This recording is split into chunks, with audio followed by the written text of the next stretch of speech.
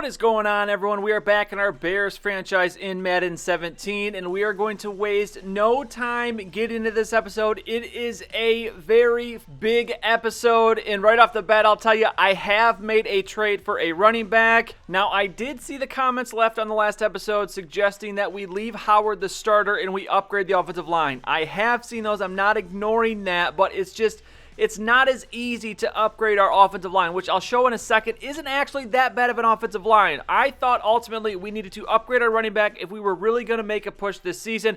We have a very good defense. We are 4-1, and we're in a position right now where we can really take a hold of this NFC North and get a possible division win this season, but we were not going to do it with the situation we were currently in. So the trade I've made, wasting no more time, I have traded for Melvin Gordon. The Chargers were infatuated with Harold Jones-Cordy, so I have used that along with a third and a fourth rounder to get Melvin Gordon. So this is what he looks like here in our depth chart. He's an 82 overall, an immediate upgrade over a 77 Jeremy Langford and a 70 rated Jordan Howard.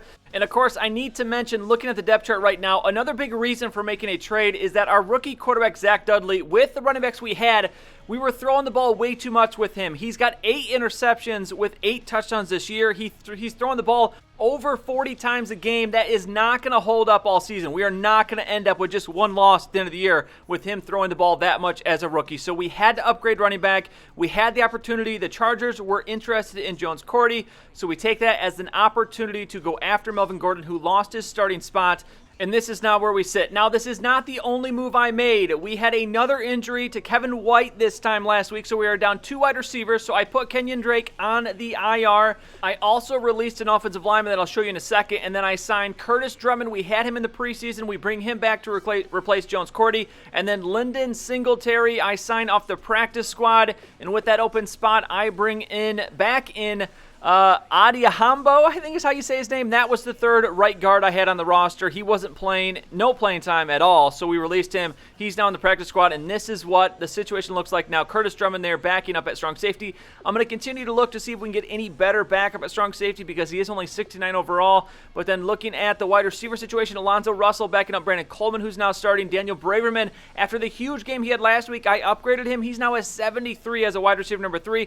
And then Lyndon Singletary backing up Marquise Wilson at the wide receiver 1 spot. Now, looking at the offensive line, this is what I'm talking about. We signed Luke Jokel. He's an 81. Bushrod is an 81. Sulatalu is really the weak spot in this line along with the right tackle, but Kyle Long, best lineman on the team. The guards are pretty good, so I can't really fault the offensive line for their run blocking ability. We have some pretty good run blocking linemen. Yes, they can be improved, but it's not as easy to just go out and trade for what? That'd have to be an 85, a 90 rated offensive lineman, and they are just not readily available. Now, I don't disagree. I do believe we need to improve our offensive line, but that's something that's more of a long play that we improve over the next couple seasons via free agency and the draft. So this is what we're going with for now. Now, we get into this game against the Browns, and with everything going on, I completely forgot that we were facing Jay Cutler, our old quarterback this week. We traded him to the Browns in the offseason. He is having a not too bad of a season, 1,300 yards, 9 touchdowns, 2 interceptions. But boy, are we looking to give him a bad day today. 2nd and 11 for the Browns. It's play action, Cutler dropping back, and we waste no time to put a hit on him, as that is going to be Pernell McPhee putting the hit on. As you take a look at the Browns starters here, Joe Thomas, the eternal Brown there at left tackle, Duke Johnson at halfback, Corey Coleman, the rookie, Regis at the other wide receiver spot. They took a couple wide receivers. They had a nice draft, so I'm expecting an improved Browns team here, but 3rd and 11, it's Jay Cutler. He's looking downfield, and he is going to go down for a sack. Leonard Floyd bringing the opening drive to an end. Now enters Zach Dudley, and here are the numbers I'm talking about. 8 touchdowns, 8 interceptions, 1,500 yards passing. Just, it's too much on a rookie quarterback. So we'll see how Melvin Gordon does. Here's his first carry, and on the first carry, he's already paying dividends here. What a nice little move he made there. That's the sort of things that he can do. The other guys cannot. Look at that little, just subtle juke move as he goes for 35 yards on his first carry of the game. Now 1st and 10 from the 29. It's Gordon, and he's going to kick it outside once again, moves it upfield, and he'll pick up 4 on the play. And just like that, he is already up near 40 yards for the day. 3rd and 10, though, now, as it's going to be a pass. It's going to be Daniel Braverman, and he just gets enough, actually more than enough, as he's down to the 16, 13 yards on that reception. As you take a look at the Browns defense, an okay defense. Alan Branch in the middle is an older guy. They've got Paul Kruger, James Ibushi, Demario Davis, but this defense is really going to highlight here with Joe Hayden at corner, Will Hill at safety, and then they have another rookie, McIntyre, there. That was someone we were looking at in the draft on the other side for the corners. Now 3rd and 6 here, another 3rd down. It's a pass to Zach Miller. Gets his hands on it, cannot hold on to it though, so out for the field goal here is going to be Lambo, and this one is going to be blocked. Please tell me we're not going to have another one of these crazy games, as he is going to be tackled there, so we avoid giving up any points, but it's going to remain scoreless here. 5 minutes to go in the first quarter. Jay Cutler going back to work here on 2nd and 10. The handoff to Duke Johnson, and he'll actually pick up some yards here. 6 yards for him, as he's got 6 yards now on 3 carries, but 3rd down yet again for the Browns. We'll see if we can get a stop. It's Jay Cutler throwing. This one's going to be deflected, and it's going to be intercepted, and it's the rookie safety, Voorhees Gregg, with his first interception of his career, and the Browns take over now. We're going to go with the swing pass out here to Melvin Gordon, as he will get a, 7-yard pickup there, as it's going to be 3 for 4 to start the game for Dudley. Now 2nd and 3, as it's going to be Gordon here on the carry. We're going to try and give him the ball as much as he can handle. I would like to see Dudley throw it 25 times max in this game and get Gordon at least 20 carries. I'm going to try and keep Jeremy Langford and Howard involved. I'm still not sure if I'm going to trade Jeremy Langford. We're going to keep an eye on that. I'm going to see what teams might be interested. I have him on the trade block, but here on 2nd and 4, Daniel Braverman continuing his torrid pace as of late. He had 13 catches last week, a humongous game, career high for him, and he's continuing that here, as it's going to be Marquise Wilson here on 2nd and 10, getting the catches. The running game, I can already see, is opening up the passing game a little bit more, but now 3rd and goal, last play of the first quarter, it's going to be Melvin Gordon. He's going to get the edge, and he is going to get his first touchdown as a Chicago Bear, and that will definitely be the first of many touchdowns for Melvin Gordon. Now 2nd and 14 from the 22. It's a handoff to Duke Johnson, and the Browns continuing to struggle on offense. That is 6 yards on 5 carries. Now 3rd and long. Cutler dropping back, facing pressure. He's going to connect here with Brown, but that's going to be nowhere near the first down, and that is actually going to be Jay Cutler's first completion, and that's in the second quarter. So he went the entire first quarter without a completion. Now 2nd and 3, it's Melvin Gordon going back to work, picking up the first down. He's at 66 yards on 11 carries. Nice start for Melvin Gordon, his first game as a Bear. Now 1st and 10, the pass out to Zach Miller. He's going to catch it. He's going to go down, and he is going to be hurt at the end of the play. We'll get an update on him in a second. After this play, it's 3rd and 5 as we look to keep this drive going. Marquise Wilson coming in motion, and this pass is going to go to Kerry Lee, the replacement for Miller, and it turns out he's going to be out there for a little while. Dislocated elbow. That was the injury that Kevin White had last week. Another dislocated elbow, which means it's definitely going to be a multi-week injury. I think White is out 5 weeks, so we'll see what Miller is out after the game. But here, 1st and 10, Melvin Gordon going to run it, and he's up to 74 yards now on 12 carries. 3rd and 5, though, as we're facing a lot of 3rd downs here in this game. We'll see if we can convert once again, though. It's Dudley looking, and it's going to be a throw to the outside, and it is Daniel Braverman. A very, very difficult catch for him to make, but he holds on. Dudley 8 of 11 to start this game. Now 2nd and 6. It's Dudley throwing, and here is going to be Brandon Coleman with the touchdown, and that is going to make it a 14-0 game. We are all over the Browns in this one as they take back over here. 2nd and 8. Duke Johnson continuing to find it hard to run. 4 minutes remaining in this second quarter. It's going to be 3rd and 5 now. Cutler and the Browns looking to convert, and they finally will, as it's Kenny Stills catching this one. He's out to the 50-yard line. Now 1st and 5 after a offsides penalty. It's going to be Cutler throwing downfield in this one.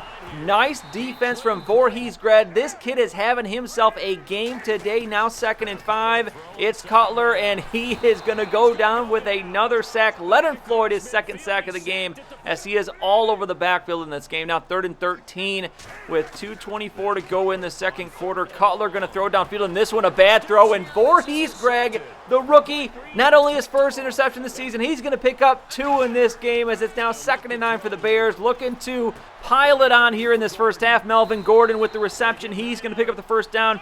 Dudley reaches 100 yards passing for the game. Now 1st and 10. It's Dudley. He's throwing. It's Daniel Braverman continuing to get open a lot in this game as we call the timeout. Now 3rd and 2 from the 36-yard line. We need a first down here. We're not going to get it, so it's going to be a field goal here.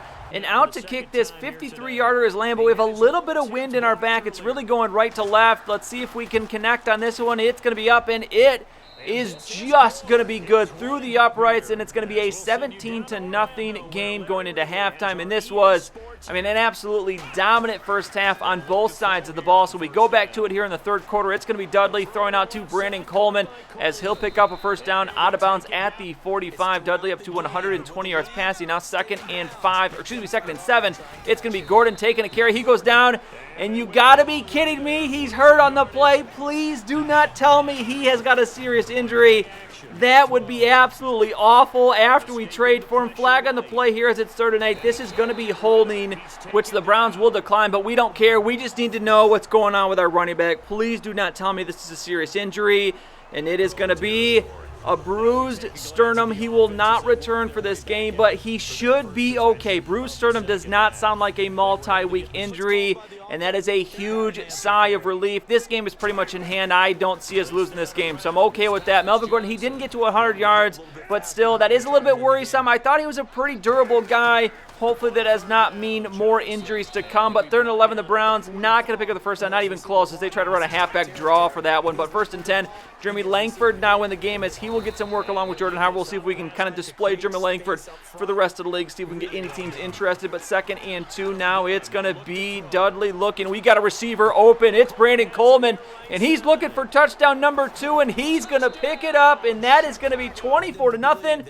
And that is where this game ends. Nothing happened in the fourth quarter. I just tried to run out the clock as much as I could, which we were able to do, and we secure the shutout. And look at this, 138 total yards for the Browns. We nearly beat that on the ground. A rough day for the Cleveland Browns. That is not a good football team. Zach Dudley, this is what I want to see. This is what I'm talking about. 19 of 24 for 204 yards, 79 complete percentage, 2 touchdowns, no interceptions. Jay Cutler, 8 of 14, 2 interceptions. Bad day for him. Melvin Gordon, 19 for 91.